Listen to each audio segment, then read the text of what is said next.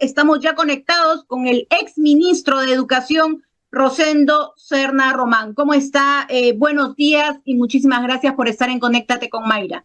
Buenos días y un saludo cordial y agradecido por esta oportunidad. Un saludo al equipo técnico también y a toda la comunidad que nos está observando. La verdad que mil disculpas por la introducción, pero es una indignación que yo no sé si usted también la comparte. Usted es sobre todo de la región amazónica, tengo entendido, y conoce la realidad.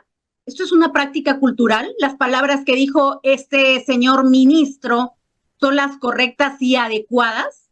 ¿Una violación sexual se le puede llamar práctica cultural? Yo lo señalé con contundencia en las redes sociales, señalando de que es una vergüenza tener un ministro de esa naturaleza, teniendo en cuenta que sus apreciaciones distan mucho de lo que ocurre en la realidad, distan mucho incluso de su formación. Él es un politólogo que por esas circunstancias de la política actual, él ahora está gestionando el Ministerio de Educación. Gestionando entre comillas, porque hay cosas que finalmente se han detenido, hay cosas que han optado para que este ministro solo sea el escudero ahora del actual presidente de la República y simplemente se dedica a ello, ¿no? Y esta situación que colma, vamos a decir, el vaso de agua que llena y lo rebasa, señalar que el abuso sexual es una práctica cultural y dice todavía él, para ejercer una forma de construcción familiar. ¿Qué quiere decir con eso? Que el abuso sexual está formalizado y que eso permite construir una familia. Eso es lo que él pretende decir eso. Pero también está diciendo que esto sucede en los pueblos amazónicos. Por eso justamente le consulto a usted, que es de la Amazonía. Mire, no, en realidad él está totalmente al margen de la realidad. Lo que ha ocurrido y lo que ocurre siempre, estas poblaciones vulnerables tienen este tipo de abusos de diferente índole, no solamente algunos malos maestros, sino otros también.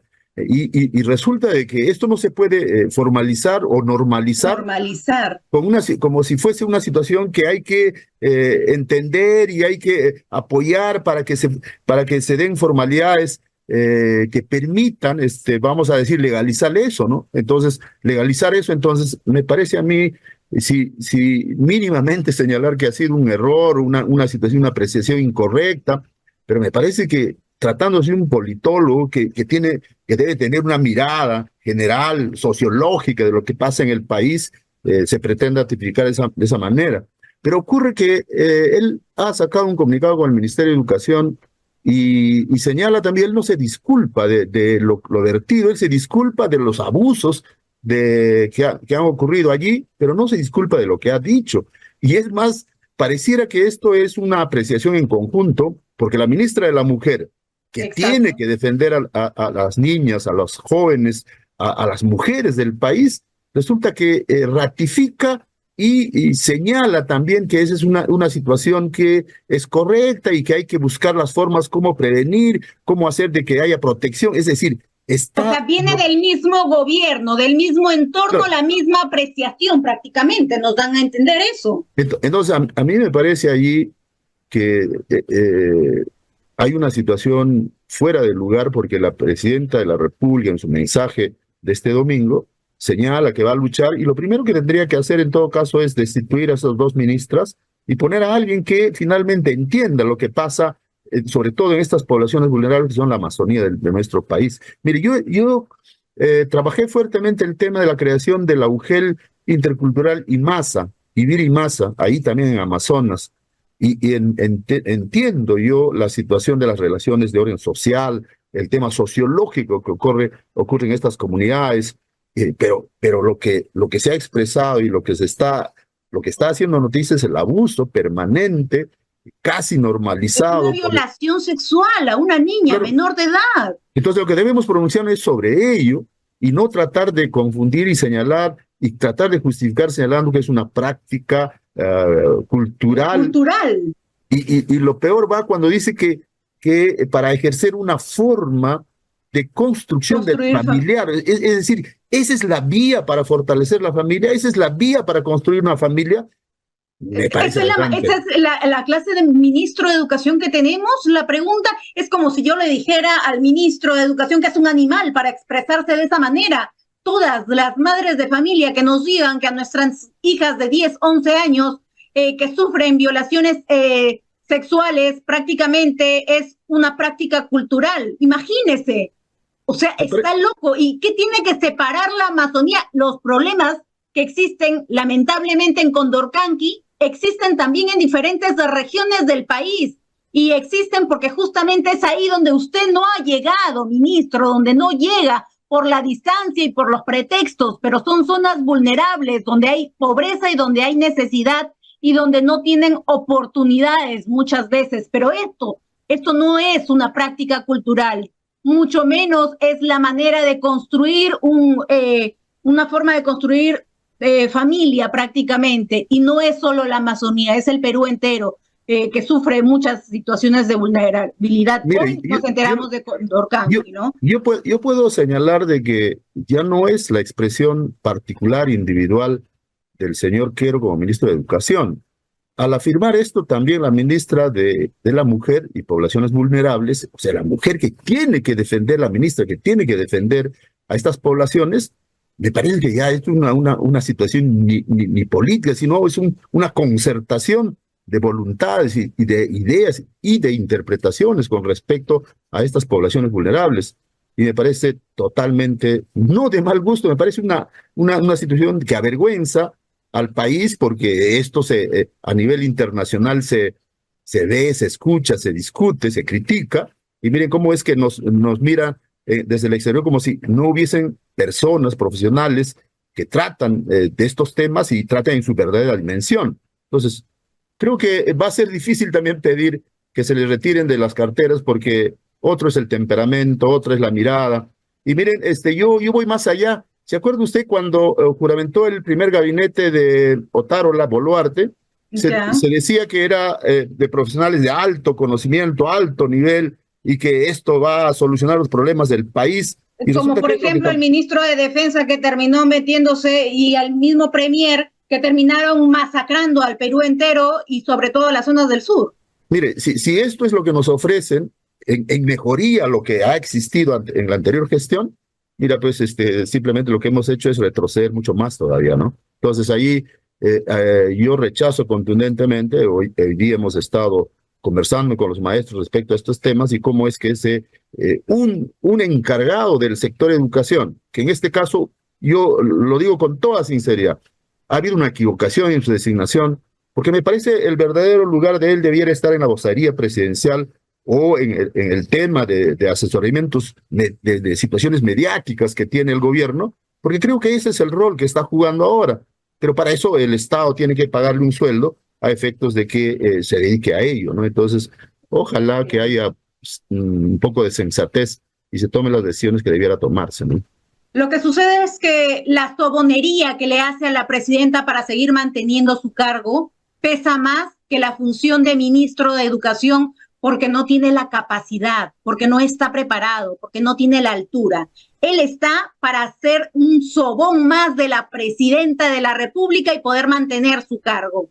Pero el Perú no necesita eso. Y usted, presidenta de la República, sabe que la Corte Interamericana de Derechos Humanos ya está evaluando los casos de las ejecuciones extrajudiciales. Así que no dé más motivos y separe inmediatamente a estos dos ministros que no representan ni a la educación, mucho menos a las mujeres ni a las personas vulnerables. Y sepárelo ya, porque es una exigencia de todo el Perú. Usted no puede normalizar, o sus ministros no pueden normalizar esto.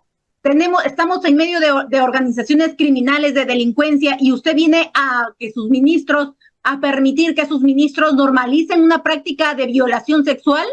¿En qué cabeza cabe esto? Esas personas que hablaron eso no deben estar un día más como ministros. Esas personas deben ser retiradas totalmente. De verdad que mil disculpas, exministro. No se preocupe. Por la indignación, pero yo soy madre. Yo soy madre. A mí que alguien me diga que mi hija prácticamente, que si alguien toca una de nuestras niñas y que es una práctica no cultural, es indignante. Es indignante porque ya es un sufrimiento de la misma persona de la misma niña, sobre todo de su familia, que sufre al ver sufrir a sus hijos, ¿no? Y que venga a tomarlo de esa manera, yo creo que esto no puede estar sucediendo. Los propios dirigentes de los Aguajún han salido a rechazar estos temas, y Claro. creo que lo mínimo que hay que hacer es escucharlos, creo que las disculpas sobre una dimensión elevada como una práctica cultural, creo que es una falta de respeto, y lo que tendrían que hacer es dejar el cargo. Las dos carteras, Exacto. la ministra de la Mujer y el tema del Ministerio de Educación. Ahora, en el Ministerio de Educación se ha dejado de hacer varias prioridades que se tenían en cartera y que se dejó ahí, por ejemplo. Eso ahorita lo vamos a tocar, pero para terminar sobre este caso que a mí me ha indignado, y voy a seguir tocando, y si tengo que tocar toda la semana, lo voy a tocar toda la semana, y ya le dije a mi producción que si tenemos que llegar hasta Condorcanqui, lo vamos a hacer, cueste lo que nos cueste, porque no vamos a permitir que más violencia y que más abuso se cometa en nuestro país. No lo vamos a permitir. Desde este programa hemos levantado la voz. Pude entrevistar a la señora Rosemary Pioch, que ella es dirigente de los Aguajú, ¿no? Y en plena entrevista llamé en vivo a la ministra de la Mujer y le dije que estábamos en plena entrevista con la señora de Aguajú por las violaciones sexuales. Dijo, entrevista sobre ese caso, me cortó y me bloqueó, porque me ha bloqueado el teléfono, el WhatsApp y todo. O sea, esa clase de ministra tenemos que no le interesa lo que pasa en el país.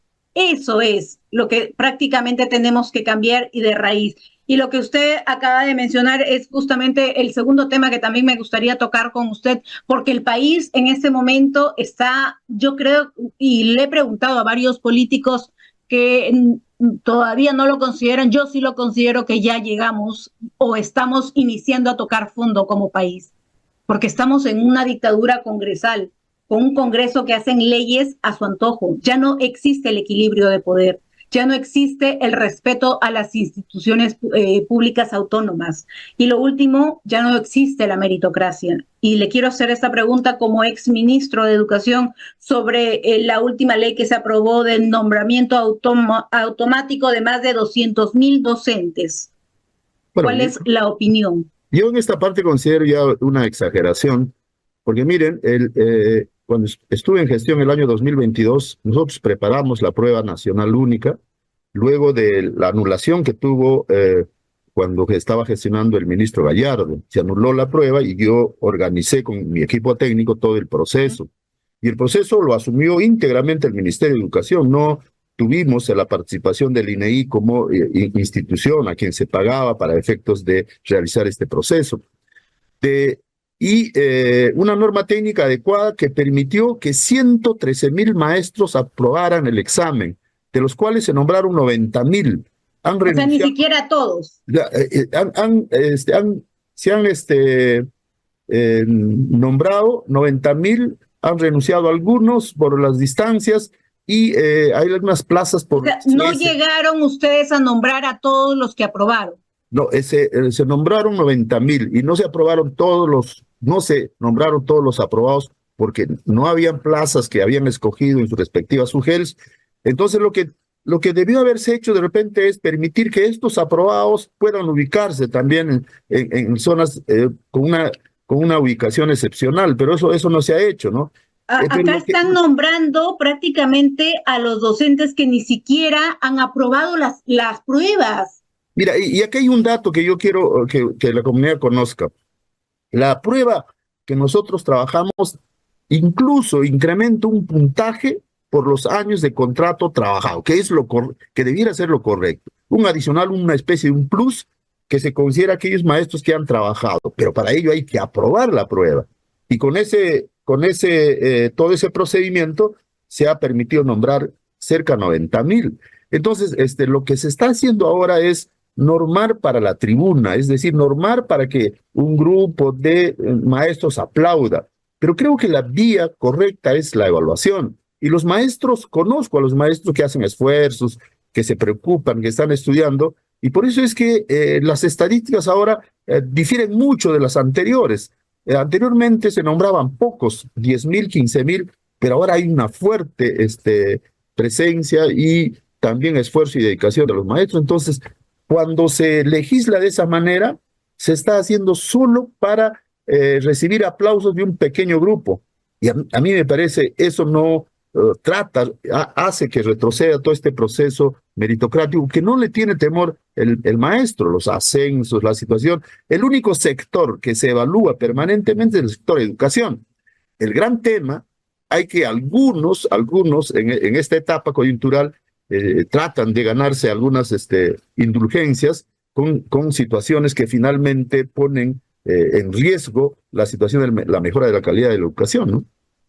Definitivamente, y no solo en riesgo, sino que nos damos cuenta que si no hemos tenido buena educación y hay una brecha muy grande, ahora va a ser peor, porque prácticamente no va a existir la meritocracia.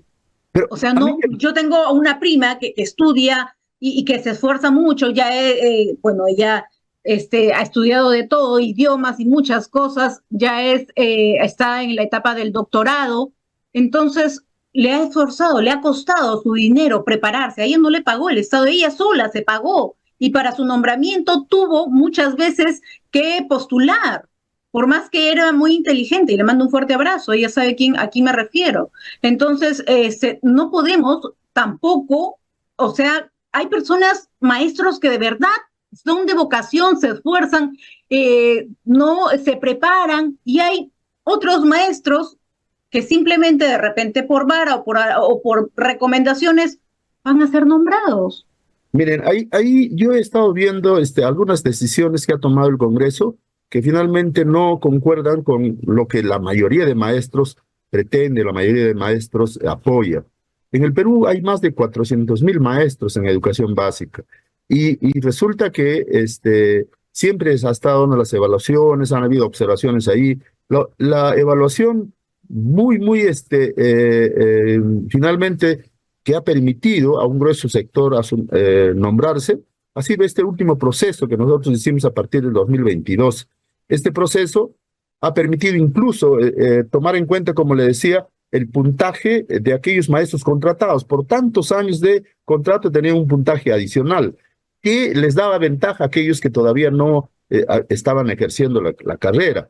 Ahora, hay casos en los cuales se han vulnerado también y se han modificado leyes de reforma magisterial. Por ejemplo, los directores de instituciones educativas, el 28 de febrero del 2023 habían culminado su mandato. Han modificado la ley, el artículo 33 de la ley de reforma magisterial para beneficiarlos y seguir quedándose.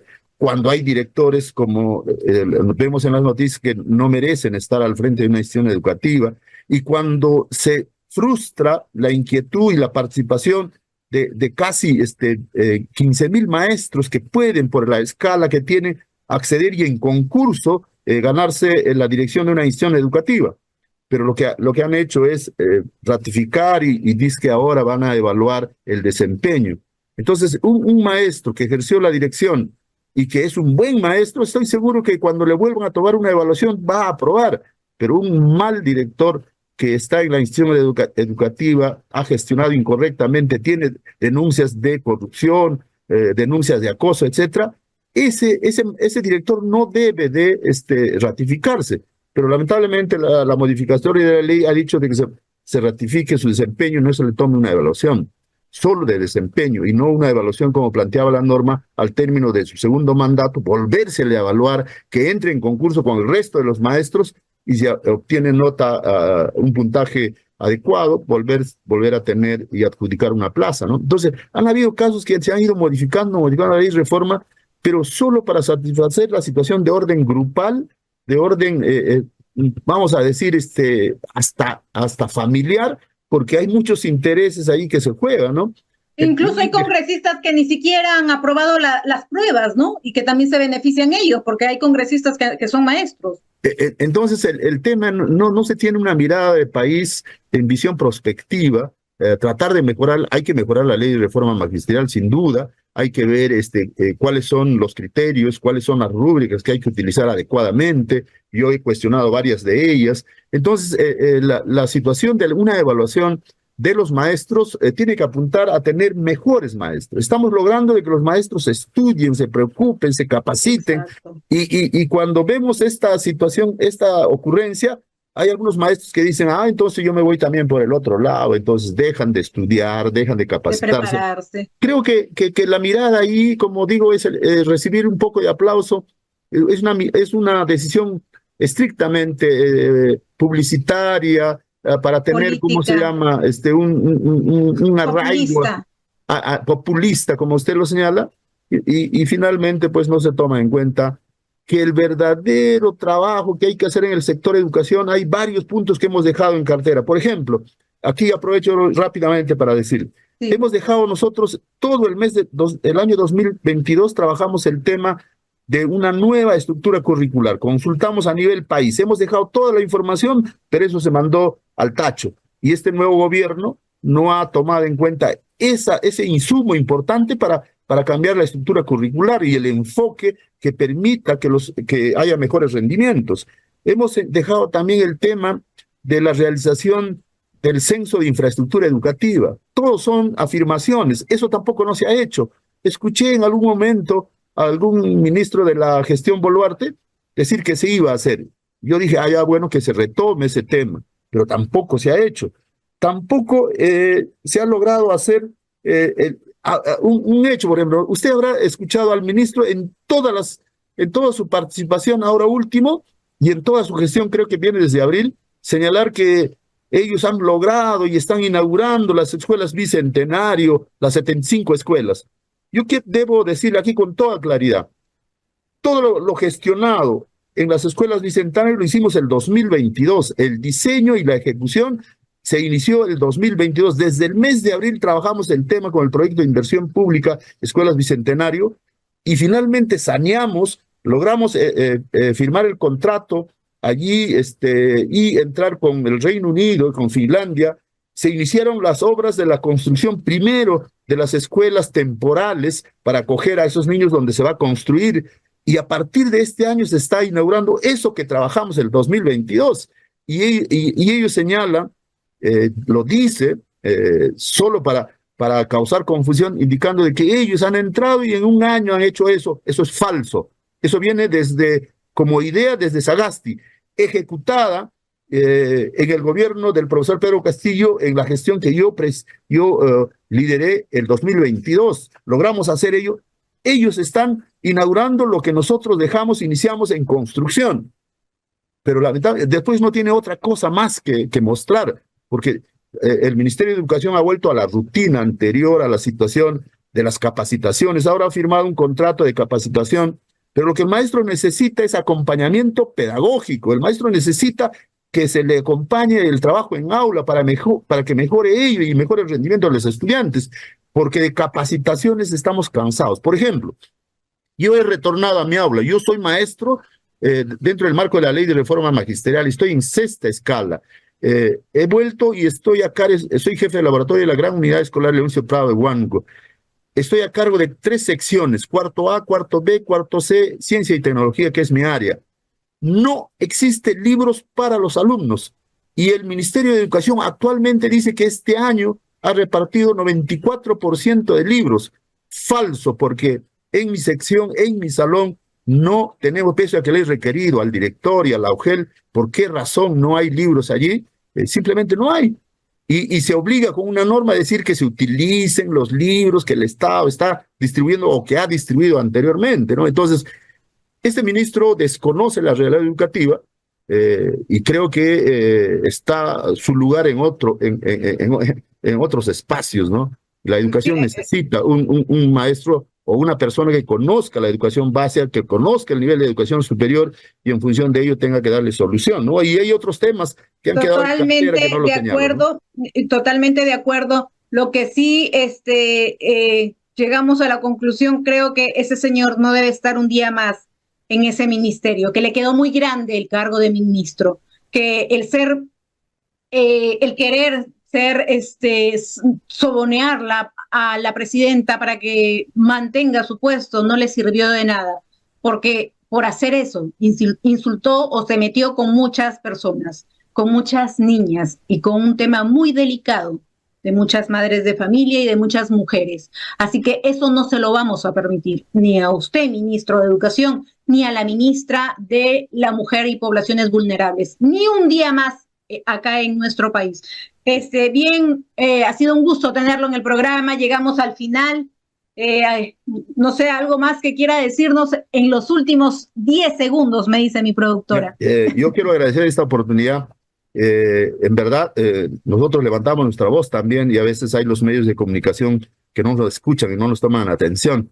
Y yo por eso que le agradezco a usted de haberme invitado para poder expresar algunos temas latentes, el incremento de los maestros que está pendiente, que no se ha hecho tampoco, el último ha sido en mi gestión de 500 nuevos soles, el tema de la práctica de la investigación y el acompañamiento con los docentes, el tema de la aprobación del ROF del Ministerio de Educación. Que vamos a tener momento para poder hablar y esta tribuna va a estar abierta. Llegamos a todo el Perú, así que todo el Perú va a poder escuchar la verdad de lo que sucede. Acá nosotros no somos un medio comercial como otros, a nosotros no nos paga el gobierno. Nosotros vivimos porque ustedes quieren y necesitan estar informados y saber la verdad con objetividad.